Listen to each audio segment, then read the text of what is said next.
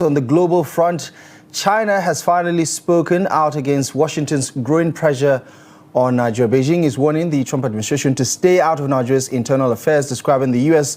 genocide claim as a political excuse for interference. What does China's position mean for Nigeria's diplomatic standoff with Big Brother United States? Well, let's get some insight with former APC presidential aspirant and political commentator Adamu Garba II is joining us for tonight's conversation. Thank you so much for stopping by this evening. Good to see you again. Thank you very much. I mean, you've been quite vocal about this online. You've expressed your views. You've seen the glass half full, and you've described this as a necessary evil, quote unquote, so to say, that Nigeria needs. Why do you think this issue remains such a polarizing conversation, with some people talking about the ulterior motives of the United States and China just expressing that same sentiment earlier in the day about this being a pretext for some sort of interference that could lead to economic exploitation and a lot more? Yeah, the truth of the matter is why it became a polarizing statement is because there is a religious connotation to it. Since if you look at Donald Trump's speech, he mentioned Christian genocide that naturally would trigger an impulsive response from the Muslim side. Meanwhile, when you look at the core issue that triggers the so-called Christian genocide was because Christians were the ones that made the report. Had the Muslims done the same thing, it could have been that they will also include Muslim genocide, Christian and Muslim genocide, but Muslim organization didn't go to report it. And that's basically where the issue is. And on China coming on board is just a factor of strategic rivalry. Wherever US goes to the west, China will naturally go to the east. But it has no any bearing upon the stand of the United States when they want to project their national interests. You've seen it historically. China opposed invasion of Afghanistan. It doesn't stop the United States from staying there for 20 years. Similarly, in Iraq, it doesn't stop them. In fact, most recently, the biggest, most strategic ally of China in the Central Asia is Iran. China vehemently, strongly stopped Trump or the US from invading Iran for whatever reason. Yet, you know, Trump bombed Iranian nuclear facility and nothing, they did nothing, absolutely. Look at Gaza. China was strongly against the genocide in Gaza, but they couldn't do nothing. So it's just strategic rivalry. So anybody that is thinking that if China is talking, it's like China is coming to fight on our behalf, should US decide to invade Nigeria, it's just making a maybe very... You think this is a symbolic show of support and nothing more? It's just symbolic show of support. But some would say, listen, China has a lot to lose if United States does what it wants to do. In fact, the truth of the matter is China also is feeling the pains of the economy of Nigeria like many other Nigerians, because they have several companies that operate in Nigeria that most of them are currently crying of not being paid for the services they have rendered. So I want you to believe that when you look at the Chinese policy globally, you will see that their response in Nigeria was purely out of strategic rivalry. It has no any basis in action.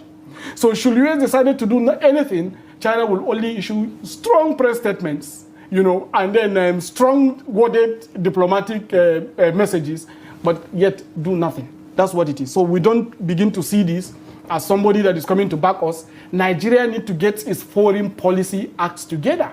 The truth of the matter is, this government's foreign policy, as I mentioned earlier in one of my writings, is the laziest we have seen in the history of Nigeria. There is no activity. And any country that you don't send foreign representation in form of ambassadors, it's like you are rebuting them. It's like you don't recognize their sovereignty. And you think if we had an ambassador in the United States, things would have turned out differently? It would have been done, because this issue didn't start now. It started building up since February 2025. You know, the US delegation, like from the Congress, came to Nigeria 3 times to investigate and make fact findings. They were in many places in Plateau and Benue. Although I saw some people are saying that they didn't go to Zamfara, but the people that invited them were the people of Benue and Plateau. Why didn't the Zamfara people and the Sokoto people and the Katsina people also go and invite them? They didn't do that. So they came on fact-finding mission. You don't have a foreign representation in that country. You don't have any intelligence to understand that this is actually what is likely going to happen. You now start a fire brigade approach after we have already been listed as a CPC, country of particular concern.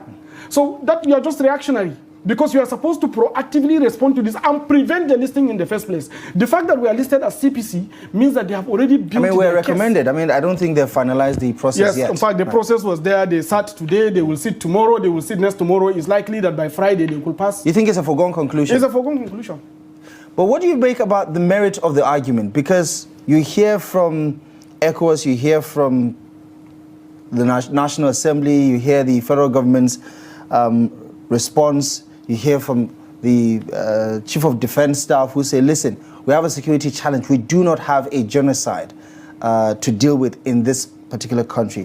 Why do you think this tag of genocide continues to stir such, emotional reaction from people? Because Nigerians are divided between those who believe there's a genocide and those who categorically think it's an overstatement to say there's a genocide.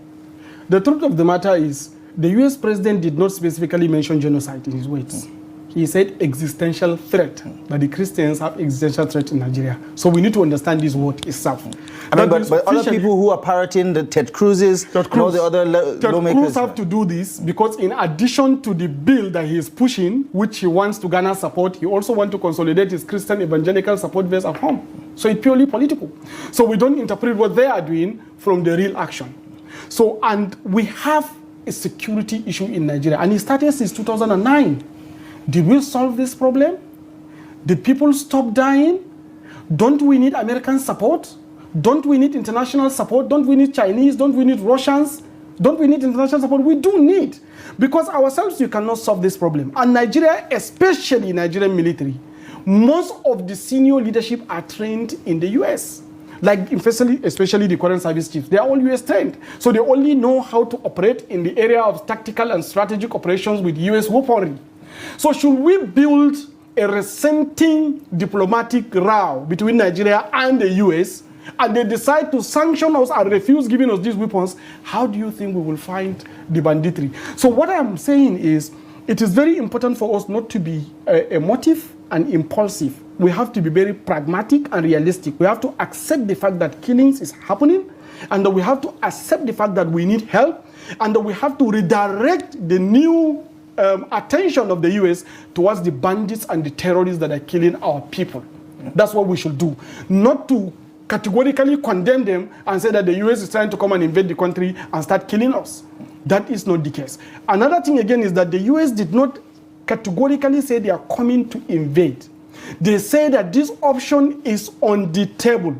And in diplomatic relationship, if you become very irresponsible and unreasonable, you push your interest based on emotion, that's when you're actually attracting war. But this intervention, tone is very important, isn't it? Yes. The way President Trump said it, the way Pete Hegseth, the Secretary of the Defense Department, or Department of War, as they call it now, said it.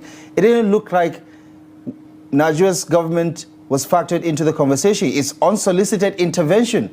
And the big question is Nigeria not a sovereign nation? Can another nation just offer help unsolicited?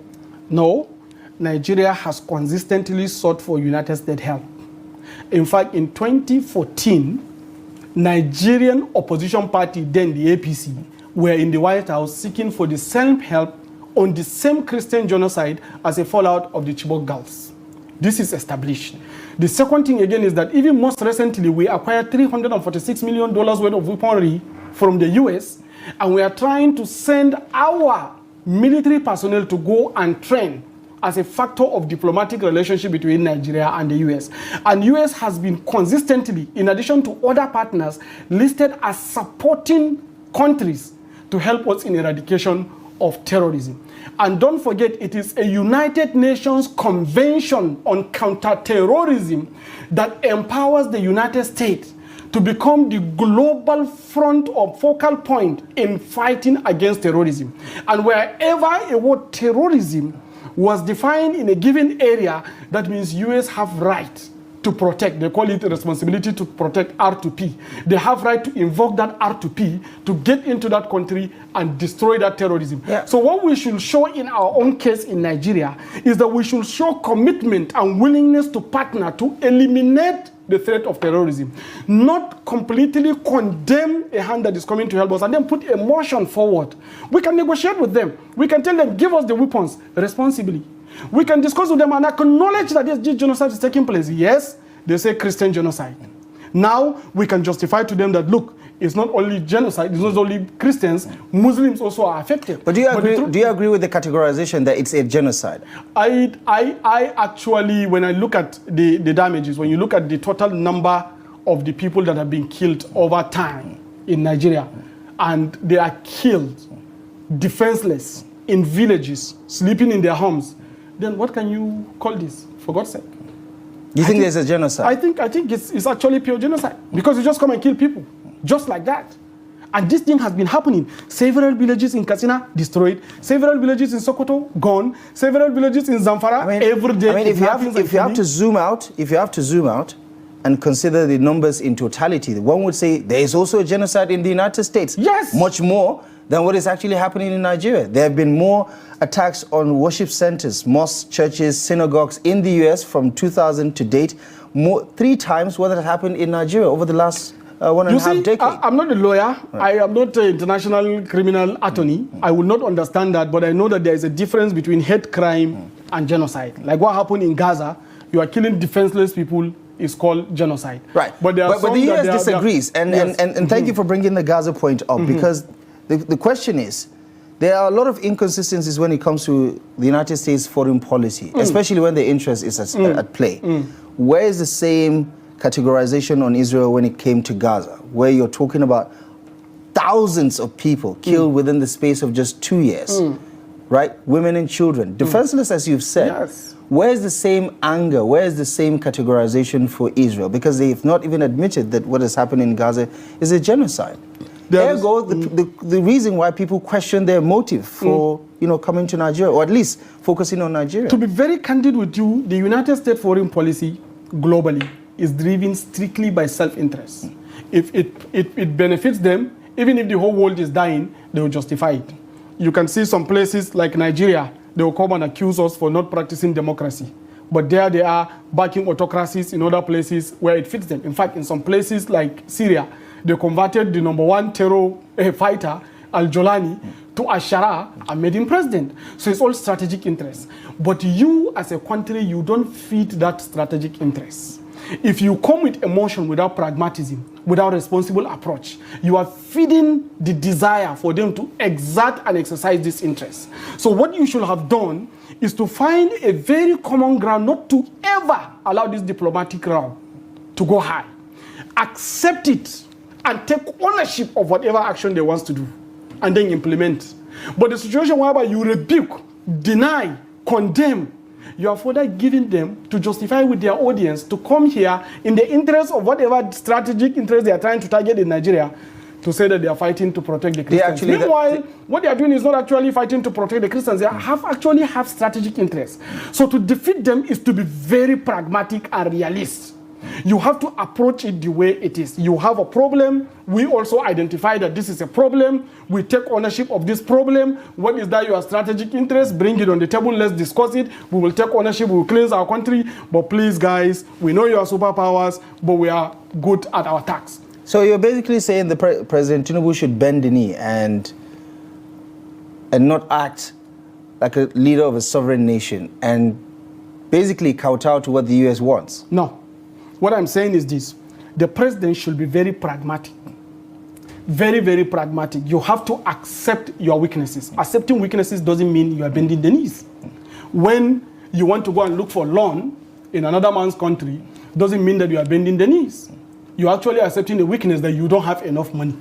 That's not bending the knee. Yeah, but it's not free money, is it? It's not free money. It will be paid. Similarly, the aid they are going to give you in terms of military to confront the terrorists is not free. You are paying for it. But the fact that you acknowledge your weakness, it means that you are being pragmatic. This weakness has existed for 16 years. We cannot lie to ourselves that it doesn't exist. And don't forget, it started in a very small area in the northeast. And this now expanded to the northwest, to the north central, and then moving to the forest in the south. And then you tell me that this is not a weakness? This is a weakness. So if it is a weakness, as a president, accept it. When you accept it, own it. When you attend, you seek partnership based on strategic alliances. This is what I will do. This is what you said. This is what I accept. Please don't do this. It is a weakness. We have accepted there are killings in our land. Let's work together. But do not go and be confronting them, attacking them. You hate our country. You want to invade our country. You want to destroy us. You want to steal our resources. You want to steal our... So you think the response of the Tinubu administration has been lackluster? What exactly? Actually, to me, it's very amateurish. Right. Because it looks like there is a media diplomacy. You see several media aides issuing different front line, center kind of statements. So you can't even coherently, articulate that what is the real position of this government regarding this issue.